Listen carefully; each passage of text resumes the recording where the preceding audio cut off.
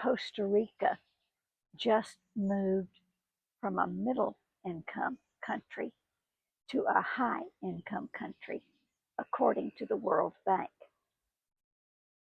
Let's take a look at all of the factors, and then at the end, we'll look at what that might mean for people retiring on a Social Security income in Costa Rica. Welcome back to the channel. This is Sharma Roussel, living at El Canal in Grecia, sharing information about moving to Costa Rica, retiring in Costa Rica, and living in Costa Rica. According to 2024 measurements in the year 2024, based on gross national income per capita, and those expenses are based on the US dollar.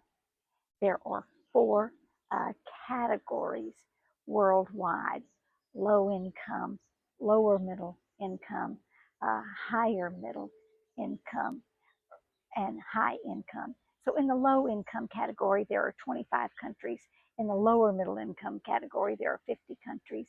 In the upper middle income category, there are 54 countries. And in the high income category, there are 87 countries. So that reflects the level of development in a country and its potential, its growing economy, and it indicates that the per capita income is increasing. Now we know that the U.S. dollar is depreciating right now against other countries. It's the lowest it's been in a long time, which is bad news, especially for those of us living abroad. But it also could appreciate, and that could change during the next year. We certainly hope so. So, all of this, I think, means that things will cost more for us living in Costa Rica. Now, I don't even pretend to know everything about microeconomics or macroeconomics or economics in general. And certainly I can be very frugal when I want to, but I can also spend unnecessary thousands of dollars on things I want when I want to. So many thousands of dollars that it's hard to track. But here's what I think some of that means for those of us who pay attention to our budgets, especially when we're living on social security in a foreign country, when we're living abroad.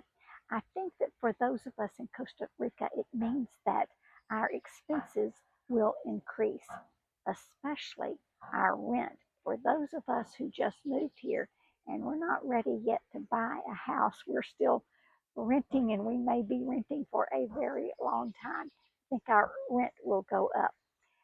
But more importantly, it means that expenses will go up for the Ticos who have lived here all of their lives. So it's not just expenses for the gringos that will go up. More importantly, it's expenses for the Ticos who can afford it less than the gringos who chose to retire here, especially in the area of housing, whether you're buying a house or renting a house. The local food, all of the local fresh produce will continue to be very inexpensive. It's cheap. Utilities are very cheap. I don't think that will change. Imported goods are already very expensive, and I think that they will probably get more expensive. Gas is very expensive because Costa Rica does not have any fossil fuels, so all of the gas is imported, and it's very expensive for people who have cars, which is one of the reasons that we're seeing more and more electric vehicles, EVs in Costa Rica, because electricity is very cheap because most of it comes from hydropower. So that's a little bit about what I think we can expect from Costa Rica going from an upper middle class country to a high income country according to the World Bank. If you have additional information or alternative information, please put it in the comments section so that we can all learn from one another. Pura Vida